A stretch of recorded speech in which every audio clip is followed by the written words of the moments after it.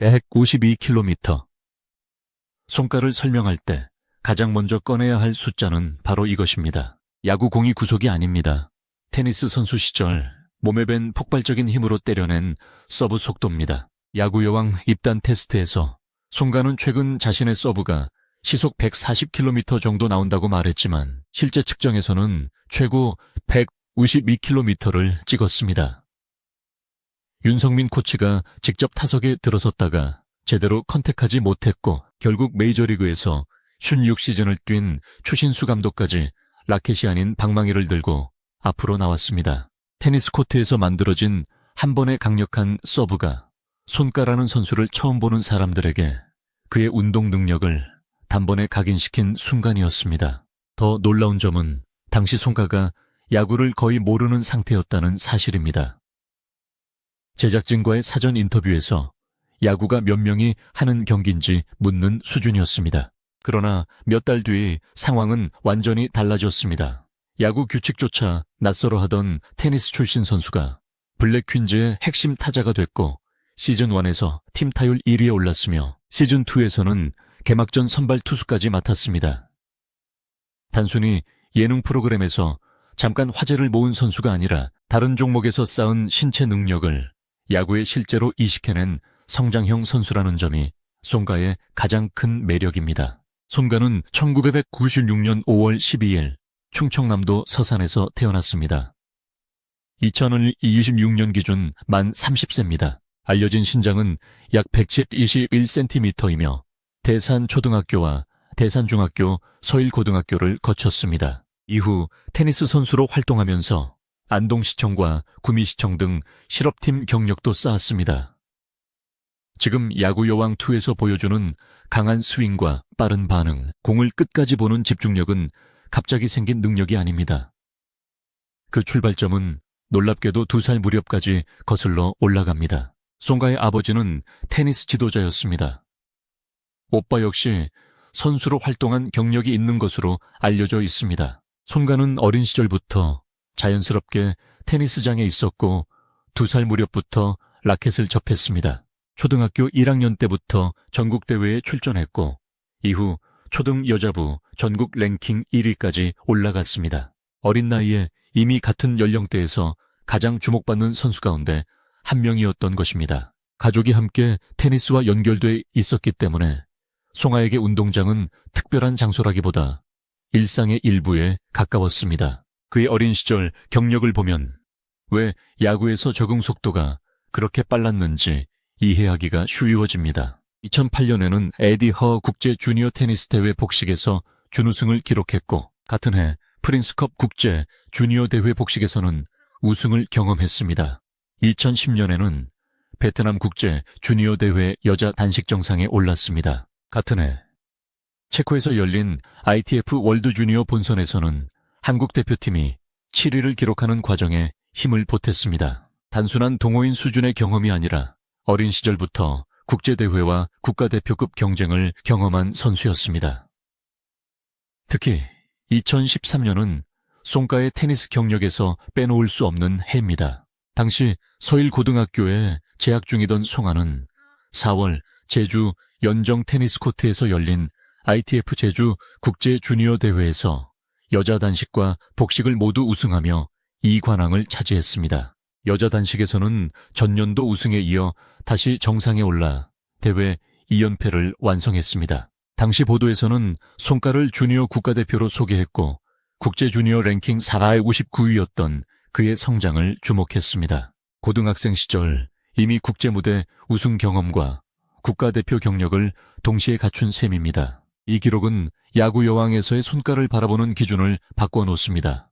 시청자에게는 새로운 종목에 도전하는 방송 출연자로 보일 수 있지만 실제로는 어린 시절부터 승부의 압박을 견딘 엘리트 스포츠 선수였습니다. 테니스 단식은 경기 도중 누군가 대신 들어와 줄 수 없는 종목입니다. 긴 랠리와 체력 저하, 점수 압박을 혼자 견뎌야 합니다. 이 경험은 타석에서 투수와 1대1로 맞서는 순간에도 영향을 줍니다. 상대 투수의 공을 보고 짧은 시간 안에 판단해야 하는 상황이 송아에게 완전히 낯설지만은 않았던 이유입니다. 테니스와 야구는 겉으로 보면 전혀 다른 종목입니다. 하지만 타격이라는 관점에서 보면 닮은 부분이 많습니다. 빠르게 날아오는 공이 궤적을 읽어야 하고 정확한 타이밍에 몸통을 회전해야 하며 손과 눈의 협응이 중요합니다. 테니스에서는 시속 100km가 훌쩍 넘는 공을 반복해서 처리합니다. 손가는 이런 환경에서 수년간 훈련했습니다. 야구 배트를 처음 잡았을 때 규칙은 몰라도 공 자체에 대한 두려움이 상대적으로 적었던 이유를 여기서 찾을 수 있습니다. 실제로 시즌1에서 송가의 장점은 빠르게 드러났습니다. 채널A가 시즌2 개막을 앞두고 공개한 자료에 따르면 송가의 시즌1 타율은 6할 5푼 5리였습니다. 신재호 PD 역시 2026년 7월 9일 서울 영등포구 여의도에서 열린 시즌2 기자간담회에서 송아가 지난 시즌 타율 1위를 기록했다고 직접 언급했습니다. 예능이라는 틀을 벗어나 숫자로만 봐도 강렬합니다.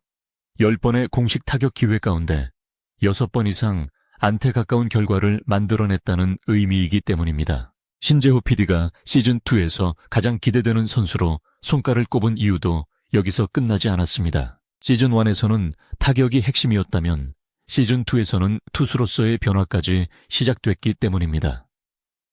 비시즌 동안 송아는 투수 훈련에 집중했습니다. 제작진 설명에 따르면 아침부터 밤까지 훈련해 투수 코치가 놀랄 정도였다고 합니다. 송가 자신도 시즌2 기자간담회에서 이제는 테니스 선수 출신이라는 설명보다 야구 선수로서의 모습을 지켜봐달라는 취지의 각오를 밝혔습니다. 그리고 그 말은 곧바로 현실이 됐습니다. 야구 여왕2는 2026년 7월 9일 첫 방송을 시작했습니다. 일주일 뒤인 7월 16일 방송된 2회에서 블랙 퀸즈는 시즌2 개막전을 치렀습니다. 상대는 2025년 전국 여자야구 랭킹 9위 산타즈였습니다.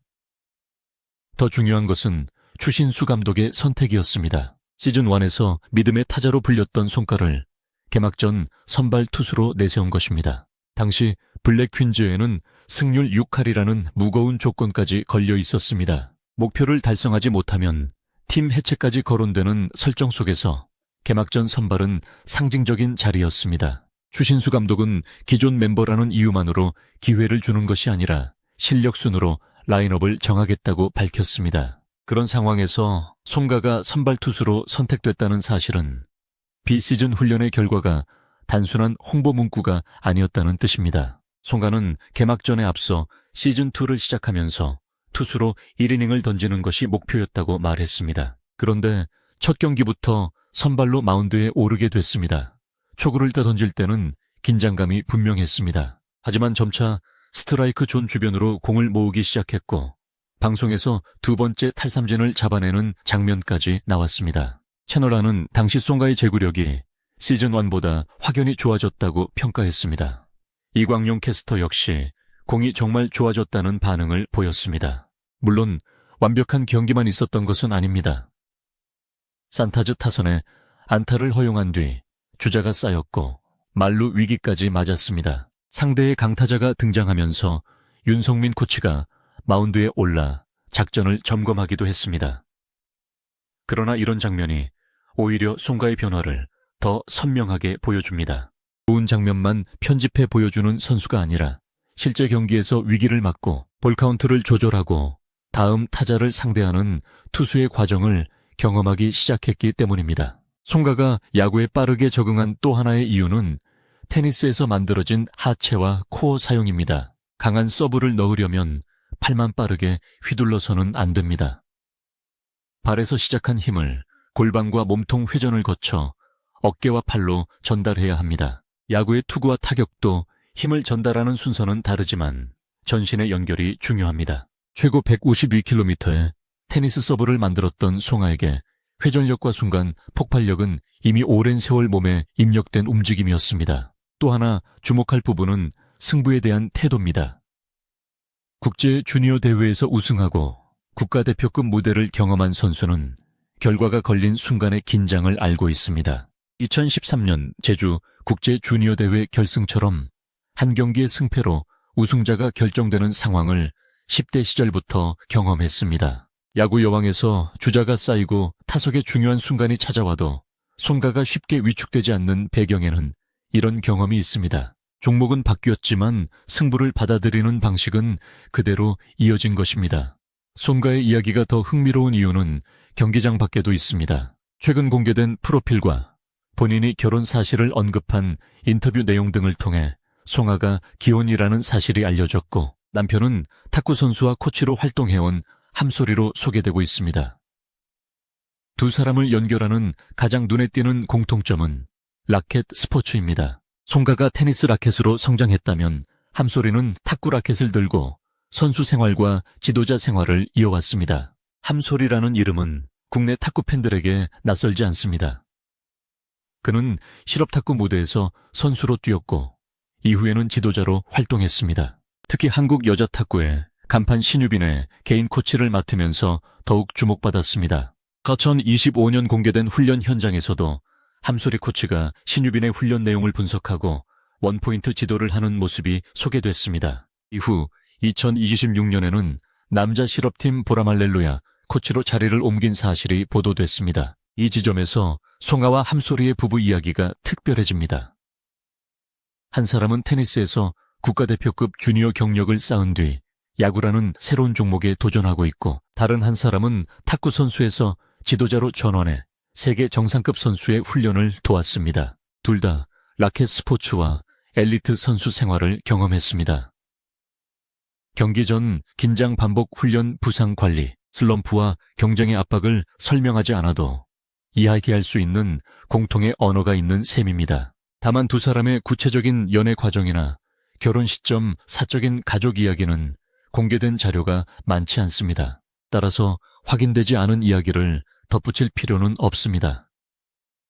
오히려 확실하게 확인할 수 있는 사실만으로도 충분히 흥미롭습니다. 송가는 어린 시절부터 테니스 선수로 성장했고 함소리는 탁구 선수와 코치로 경력을 이어왔습니다. 두 사람 모두 운동을 직업으로 삼아온 만큼 서로의 훈련과 도전을 이해할 수 있는 환경이라는 점이 가장 현실적인 연결고리입니다. 송가의 현재를 다시 보면 그의 인생에는 이상할 정도로 공이 계속 등장합니다. 어린 시절에는 테니스 공이었습니다. 수십 번, 수백 번, 수천 번 라켓으로 공을 때렸습니다. 국제대회에서는 노란 공 하나를 놓고 승패를 겨뤘습니다. 그리고 2015년부터는 야구공이 새로운 중심에 들어왔습니다. 처음에는 규칙조차 잘 몰랐지만 이제는 타석에서 공을 받아치고 마운드에서 직접 공을 던집니다. 2026년 시즌2에서 송가의 역할은 더 중요해졌습니다.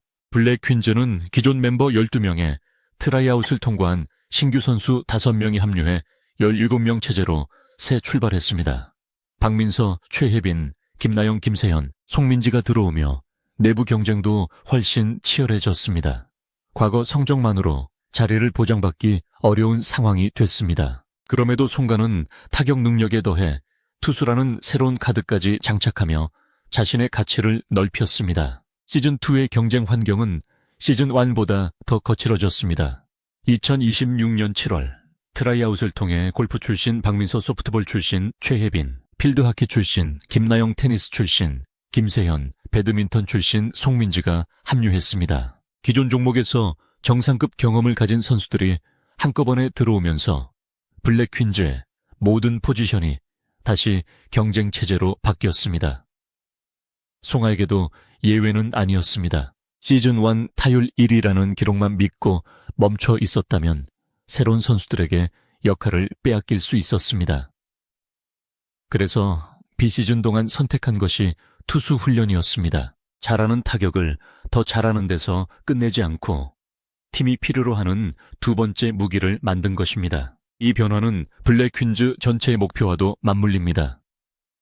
시즌2는 국내 경기만 치르는 구성이 아니었습니다. 제작진은 대만과 일본의 여자 야구팀을 상대로 한 국제전까지 예고했습니다. 8월 13일 방송된 U9에서는 블랙 퀸즈가 시즌2 개막 이후 3연승을 기록한 상태에서 대만 타오이안 50과 첫 국제전에 나섰습니다. 프로그램이 단순한 체험 예능을 넘어 실제 경기력을 시험하는 방향으로 커질수록 타격과 투구를 모두 소화할 수 있는 송가의 활용 가치는 더 커질 수밖에 없습니다. 야구 여왕 2가 송아에게 중요한 이유도 바로 이것입니다.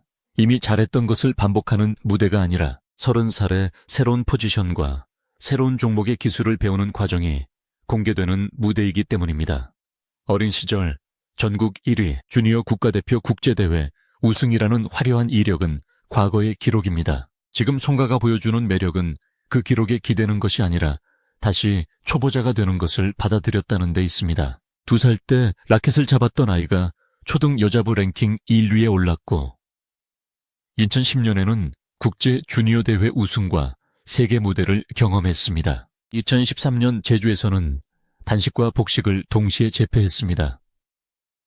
그리고 10년이 훨씬 지난 뒤에는 야구 배트를 처음부터 다시 배웠습니다. 시즌1에서는 팀 타율 1위가 됐고 시즌2에서는 개막전 선발 투수로 마운드에 섰습니다. 이 흐름만 놓고 봐도 손가라는 선수의 핵심은 재능 하나로 설명되지 않습니다.